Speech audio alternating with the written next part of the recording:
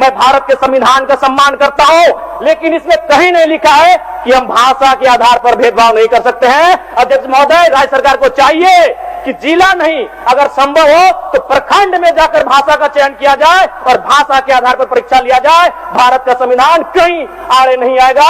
अगर सवाल पूछा जाएगा, पकड़ तरे हाथ करे करे झांक, हाथ से छूटल माछ और बांधे गड़ल कांच, एकर माने की लगे दूसरे राज्यों के स्टूडेंट नहीं कर पाएंगे और दूसरी ज्यादा से ज्यादा जो परीक्षा ली जाए वो हमारी भाषाओं में ली जाए।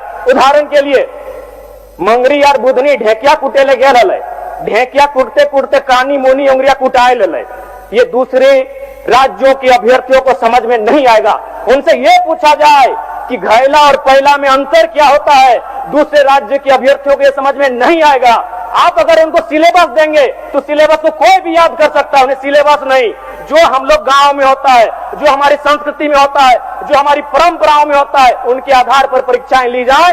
और सबसे पहले छोटा सा आग्रह है कि जो सवाल हमें दिए जाते हैं कृपया 11-10 बजे रात तक दिए जाए महोदय। 1-2 बजे दिए जाते हैं और तैयारी 3 बजे 4 बजे सुबह तक करनी पड़ती है। आज मैं बीमार हूं और अभी पैरासीटामोल की दवा खाकर सदन को अटेंड कर रहा हूं, इसलिए करबद्ध प्रार्थना है कि 11 बजे से पहले हमें सवाल दिए जाए। बिल्कुल, ये बात आ चुकी है जरा। तबीयत मेरा बहुत खराब है। आज व्यवस्था करते हैं, आज व्यवस्था करो। तो सबसे पहले आज श्रम नियोजन प्रशिक्षण विभाग एवं उद्योग विभाग के अनुदान मांग बजट पर मैं इस वाद विवाद में कटौती प्रस्ताव के समर्थन में अपनी बात रखने आया हूं।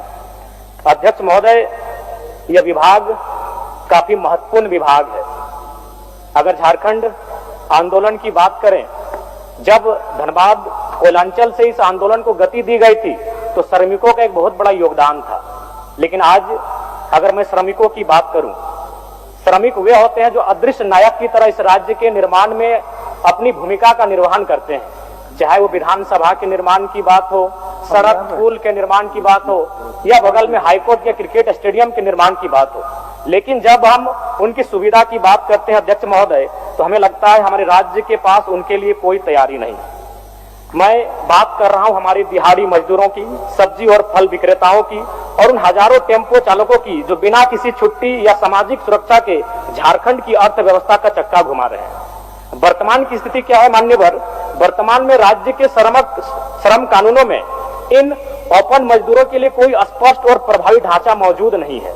एक निर्माण श्रमिक या रेहड़ी पटरी वाला व्यक्ति जब सुबह घर से निकलता है तो उसे यह नहीं पता होता है कि आज काम मिलेगा या नहीं मिलेगा, और यदि काम मिल भी जाए तो दुर्घटना की स्थिति में उसके पास ना तो बीमा है, न इलाज के लिए ESI की सुविधा है और ना ही बुढ़ापे के लिए PF का सहारा है।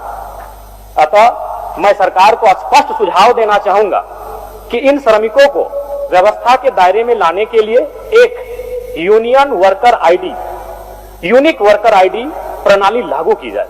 यह केवल एक कार्ड नहीं बल्कि उनके अधिकारों का सम्मान होगा। जितने भी असंगठित मजदूर, वेंडर और चालक इस ID के तहत उन्हें पंजीकृत किया जाए, मैं सरकार से यह मांग करना चाहता हूं। अध्यक्ष महोदय, प्रवासी मजदूर, मैंने हर बार प्रवासी मजदूरों की समस्याओं को लेकर विभाग से सवाल किया, विभाग का उत्तर मिला। हालांकि प्रवासी मजदूरों की दुर्घटना पर मंत्री महोदय का कोऑपरेट रहता है, उसके लिए मैं उन्हें बधाई दूंगा। लेकिन मंत्री महोदय, आपके पास डेटा बिल्कुल गलत रहता है। जो भी विभाग आपको डेटा देता है आपको स्पष्ट जानकारी नहीं देता है, क्योंकि आप कोरोना काल के आंकड़ों को निकालिए जिसमें माननीय मुख्यमंत्री श्री हेमंत सोरेन जी के नेतृत्व में लगभग 12 लाख प्रवासी मजदूरों को हम लोगों ने झारखंड सकुशल वापस लेकर आए थे। तो सवाल ये बनता है कि जब हम 12 लाख मजदूर वापस लेकर आए तो हमारे पास डेटा में मात्र 2 लाख उपलब्ध कैसे है? इतनी बड़ी असमानता कैसे? इतना बड़ा तालमेल का गड़बड़ी कैसे हो सकता है? अनुमानित 12 लाख हम लेकर आए थे और अगर मान लिया जाए तो हमें लगता है 16 लाख से ज्यादा प्रवासी मजदूर इस राज्य से बाहर दूसरे राज्यों में और दूसरे देशों में रहते हैं। तो इसलिए अध्यक्ष महोदय, मैं माननीय मंत्री महोदय से आग्रह करूंगा, और विशेषकर क्योंकि आज एक ऐसे राज्य जो 40% खनिज संपदा देता है और उस राज्य में प्रवासी मजदूरों की संख्या में इजाफा होना भी इस राज्य के लिए चिंता का विषय है। अभी विजय कुमार महतो की मौत की जो बात थी वो ठंडी हुई नहीं कि उसी गांव में दूसरे प्रवासी मजदूर की फिर एक डेड बॉडी वापस आई है महोदय, जो कि बहुत ही चिंता का विषय है। आज सरकार को प्रवासी मजदूरों के हितों की रक्षा के लिए विशेष कानूनों को बनाने की आवश्यकता है। अब मैं बात करता हूं महोदय नियोजन की।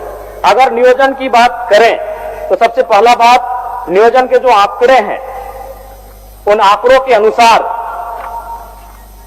और ये माननीय वित्त मंत्री महोदय ने अभी सार्वजनिक रूप से स्टेटमेंट दिया था कि हमारे पास नियोजन के आंकड़े लगातार घट रहे हैं। 2022 की स्थिति थी कि हमारे पास 5,33,000 पदों का सृजन था, जो 2023 में घटकर 4,66,000 हो गया।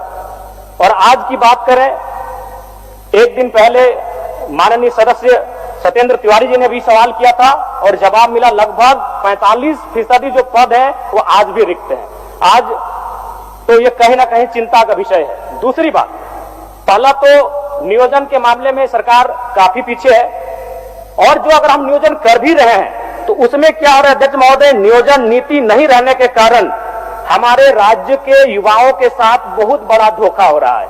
इस राज्य की निर्माण का जो उद्देश्य था, वो उद्देश्य कहीं ना कहीं यह दिख रहा है कि हम उस उद्देश्य से काफी भटक चुके हैं। इस राज्य का निर्माण इसलिए नहीं हुआ था कि हमारे राज्य के युवा बेरोजगारी का सामना करेंगे, हमारे राज्य के युवा अन्य प्रदेशों में जाकर मजदूरी, दिहाड़ी मजदूरी करने का काम करेंगे। यहां तक युवाओं, नौजवानों, भाइयों की बात तो छोड़िए, आंकड़े यह बताते हैं कि हमारे राज्य में लगभग 75,000, जिनमें अधिकांश आदिवासी बहनें मुंबई में, गुजरात में, दिल्ली में, चंडीगढ़ में, उन बड़े शहरों में दाई घर में झाड़ू पोछा लगाने का काम करती है।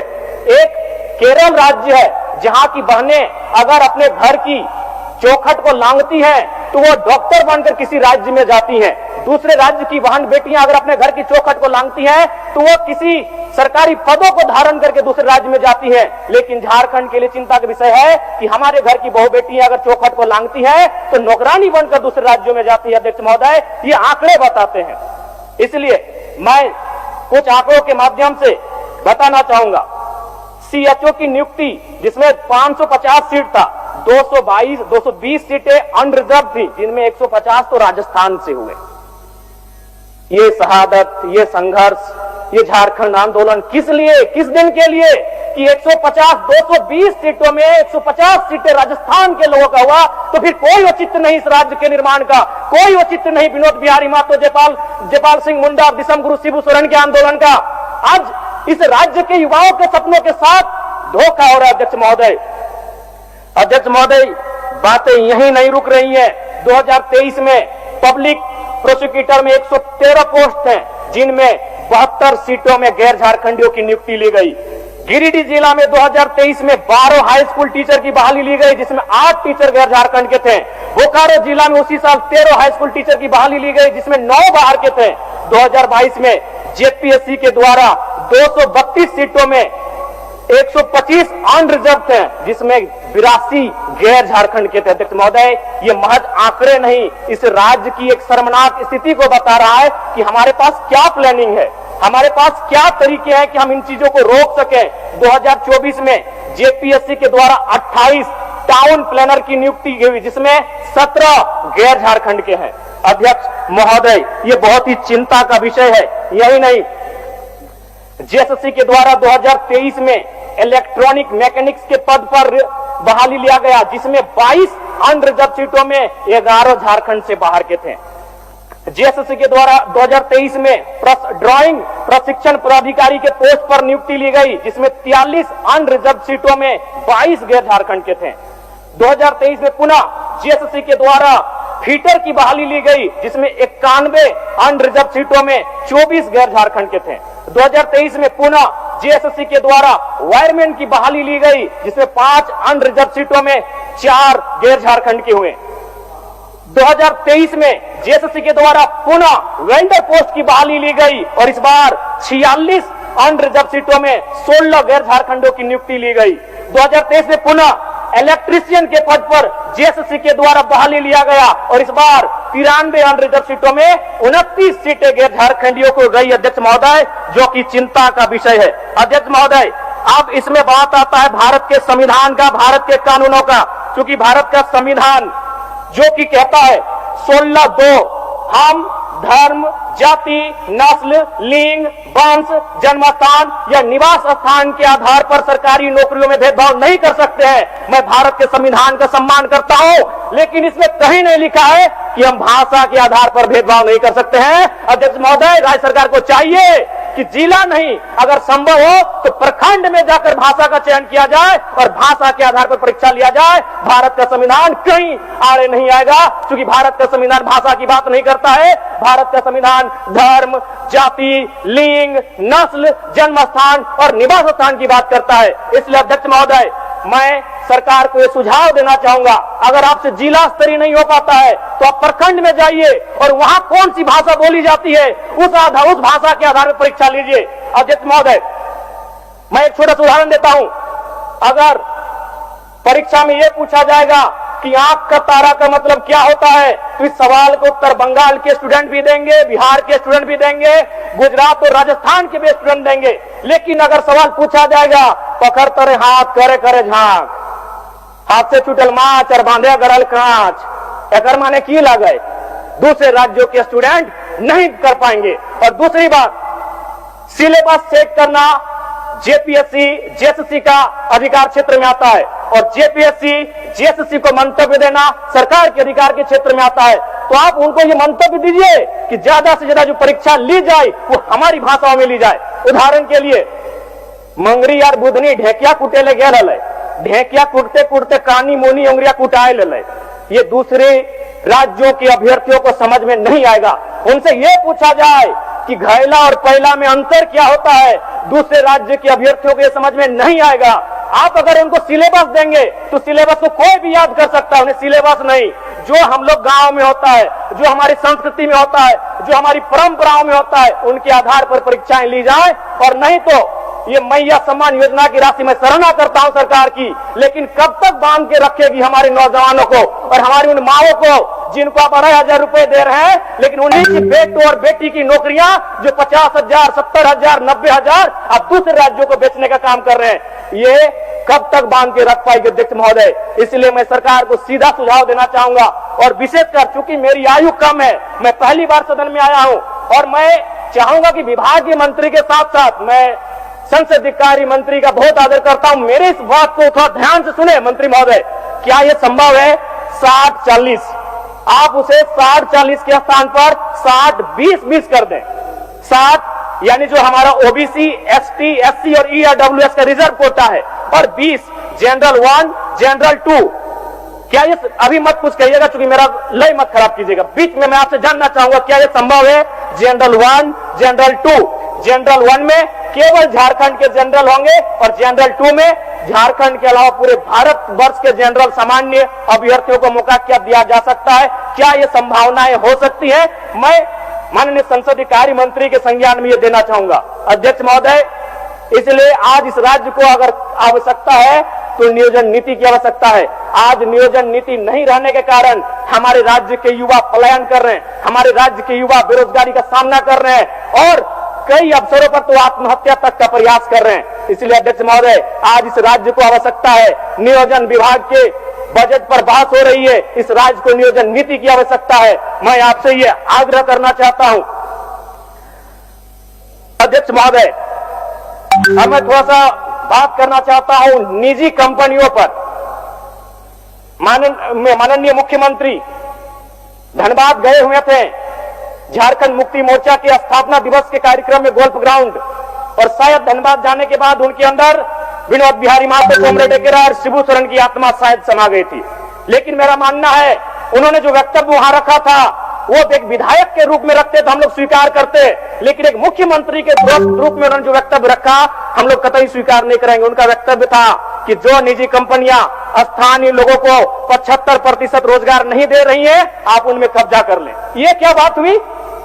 हम विधायक अगर इस बात को रखते हैं तो समझ में आता कि भाई विधायक ऐसा बोल रहा है।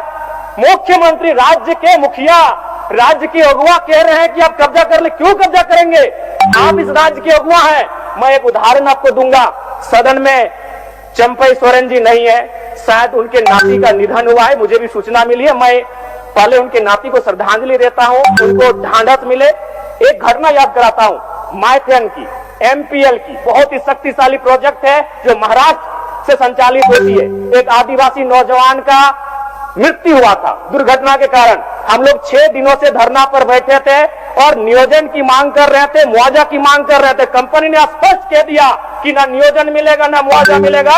चंपई सोरेन जी गए, उन्होंने महाराष्ट्र में बैठे अधिकारी को फोन लगाया, जब बात नहीं मानी डीसी से कहा झारखंड की पुलिस को यहां से बाहर करिए, यहां के झारखंड के लोग इस कंपनी को सबक सिखा लेंगे। यह बोली होनी चाहिए कि मुख्यमंत्री की। चंपई सोरेन जी ने स्पष्ट कहा कि अगर ये कंपनी हमारी बात नहीं सुन रही है तो इसे यहां डीसी को उन्होंने सीधे निर्देश दिया हमारे सामने धनबाद डीसी को कि आप जितना भी झारखंड पुलिस यहां तैनात है सबको बाहर करिए। अगर ये हमारी जमीनों पर खड़ा होकर हमारी बात नहीं सुनता है तो यहाँ के लोग इसे देख लेंगे। इसलिए ये मुख्यमंत्री का बयान नहीं होना चाहिए कि आप कब्जा कर लें। मुख्यमंत्री का बयान ये होना चाहिए, अध्यक्ष महोदय, उनका नीति नियम बनाने का बयान होना चाहिए। आज पिछले 1.5 सालों से निजी कंपनियों में 75% के आरक्षण को न्यायालय में चुनौती दी गई है। किसने दिया है? Jharkhand small industry Adityapur small industry Kolhan और एक लघु उद्योग भारती। कहां के हैं पता करिए, सारे के सारे गैर झारखंडी हैं। तो क्या इनका मनोबल इतना बढ़ा देना चाहिए कि ये हमारे जो राज्य सरकार का निर्णय था कि स्थानीय युवाओं को 75% आरक्षण दिया जाएगा निजी कंपनियों में, उसके खिलाफ ये कोर्ट चले गए। और हमारी राज्य की सरकार आज क्या हो रहा है? अगर हम लोग कितने गंभीर हैं, 1 साल से ज्यादा हो चुका है इसको कोर्ट में चुनौती दिया हुआ। क्या राज्य सरकार का भी वर्तमान में उनके जो महाअधिवक्ता मान्य सदस्य, ठीक है, एकदम मान्य सदस्य 1 मिनट और दे दीजिए, एक मिनट दे दीजिए अध्यक्ष महोदय। तो इसलिए मैं सबसे पहले आग्रह करूंगा कि जो राज्य में महाअधिवक्ता होते हैं एडवोकेट जनरल, उनके नेतृत्व में 75% का जो आरक्षण है निजी कंपनियों में, उस पर सरकार का ध्यान हमेशा रहना चाहिए। दूसरी बात अध्यक्ष महोदय, बिल्कुल मैं आपका सम्मान करता हूं और बिल्कुल समय नहीं लूंगा। प्रवासी मजदूर जिनकी मृत्यु दूसरे राज्यों में या दूसरे देशों, विशेषकर दूसरे राज्यों में होती है, उनके सामने एक मृत्यु प्रमाण पत्र निर्माण में क्षेत्रीय बाध्यता आती है जिसे समाप्त किया जाए। क्योंकि जब हम लोग जाते हैं तो जो कंपनी वाले होते हैं उनका कहना होता है कि हम इन्हें लाभ तभी दे पाएंगे जब इनका डेथ सर्टिफिकेट मिलेगा। जब डेथ सर्टिफिकेट बनाने की बात आती है तो ये हवाला दिया जाता है कि उसका डेथ तो राजस्थान में हुआ था, उसका डेथ तो महाराष्ट्र में हुआ था। अब वो परिवार दुख की हालत में राजस्थान का चक्कर काटे या महाराष्ट्र का चक्कर काटे या डेथ सर्टिफिकेट बनाए। इसलिए मैं चाहता हूं इस बाध्यता को